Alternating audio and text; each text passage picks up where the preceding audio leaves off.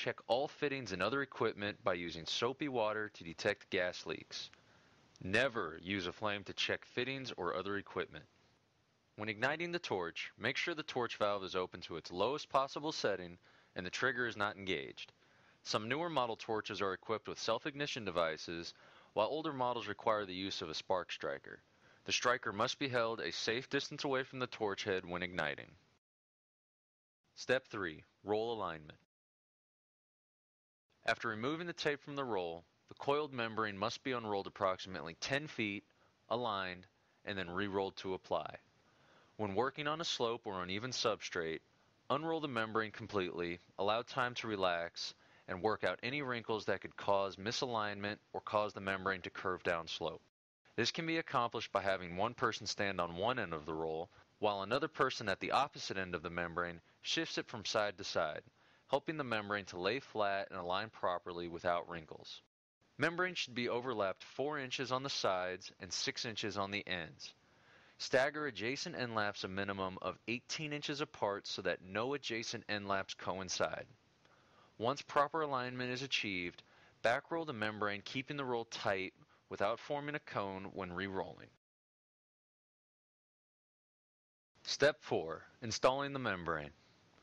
When a torch welding technique is used, the propane torch flame should be applied uniformly across the exposed underside surface of the membrane and lap areas until the compound reaches the proper application temperature. The best visual indicator for proper temperature is when the compound develops a slight sheen. If the membrane produces a heavy smoke, this means too much heat is being applied.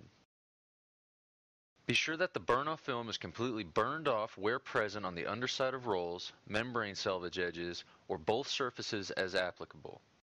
In optimum conditions, move the flame from side to side in the shape of an L, applying about 80% of the heat to the membrane and 20% of the heat to the substrate. In colder temperatures, more heat may be necessary on the substrate by applying 60% of the heat to the membrane and 40% of the heat to the substrate. Also, a slower pace may be required to ensure that proper heating is accomplished.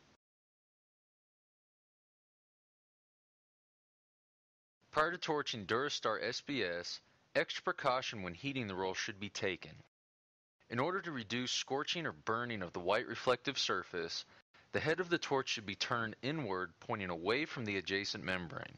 For best results when torching, start at the lap side, position 1, while remembering to have the head of the torch tilted away from the adjacent membrane. Work across the roll from position 1 to position 2, allowing the head of the torch to straighten. Then, extend the torch so the torch head is at position 3, which is at the juncture of the substrate and the roll, and move the torch back toward position 4. Remember to tilt the head of the torch back away from the adjacent roll as you approach position 4. Continue to hold the torch at an inward angle while moving the flame to position 5, out away from the roll along the lap area, and finally back down the lap area to position 6 as the heated roll is unrolled out into place. Be sure to keep the head tilted as you start back with position 1. Once complete, re-roll the opposite end of the membrane and install in the same manner. Step 5. Obtaining compound flow-out. As the membrane is heated, slowly unroll as the torch returns to the lap side, position 6, and continue repeating this cycle to ensure proper adhesion. A minimum of 1/4 of an inch compound flow-out should be obtained at all seam areas. To ensure proper compound flow-out is achieved at the lap seam areas, a weighted roller may be used. Roller application should follow behind the torch no less than 2 feet and no more than 3 feet away to ensure the membrane will be at the proper temperature to produce the proper flow-out. Walking in the seam is also acceptable. Do not exceed a maximum of 1 inch compound flow-out, as this indicates overheating. Step 6. Seam touch-up and repair.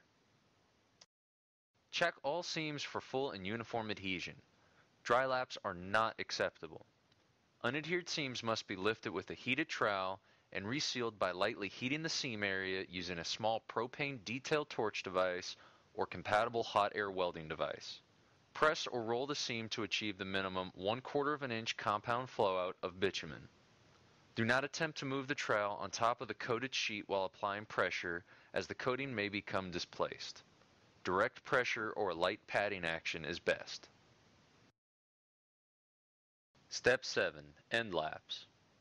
For this step, there are two options available to follow. Option 1. When forming an end lap, make sure that there is sufficient material to form it. A minimum of 6 inches is required. First, cut the corner of the underlying membrane at a 45-degree angle to prevent buildup of excess material at the adjacent lap intersection. Next, apply USP number 41 asphalt primer or an equivalent quick-drying D41 asphalt primer to the top surface of the underlying Durastar SBS membrane. After the primer has had time to dry, heat the top of the underlying sheet to soften. Then, heat the underside of the top sheet thoroughly to properly mate the two sheets together.